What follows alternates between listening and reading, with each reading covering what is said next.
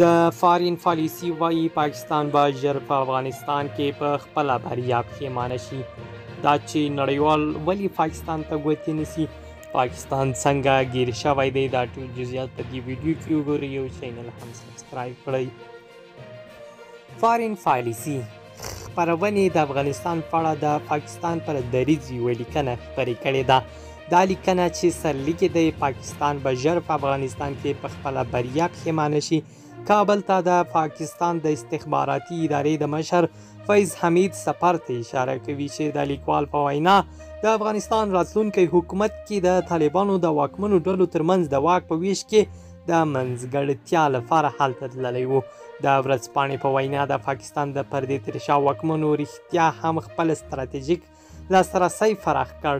هغه څه چې د لیکوال په باور پاکستان د هندوستان پر وړاندې د ترلاسه کولو سخته هڅه کوله. لیکوال همدارنګه وایي پاکستان به افغانستان خاوره د هند ضد وسلوالو خوندي ځالې په توګه هماسې وکاروي لکه د طالبانو د مخکیني واک پر مهال چې کارولې. لیکوال زیاتوي چې پاکستان همدارنګه په دې کې هم بریالی شو چې چین ته خپل ارزښت د امنیتي تضمینونکي او رابطه ټینګونکي په توګه ثابت کړي. لیکوال وایي چین په جګړه ځپلي افغانستان کې د کانونو په لټه کې دی او همدارنګه د میلیاردونو ډالرو په ارزښت د هغه اقتصادي دهلیز په فعالولو کار کوي چې د افغانستان او پاکستان څخه منځنۍ اسیا ته تېرېږي. خو د فارین پالیسي د لیکنې لیکوال په وینا هغه څه چې اوس د پاکستان سیاسي نظام ته بریا ګڼل کېږي ښایي د پاکستان وګړو لپاره په یو تراژیدي بدله شي.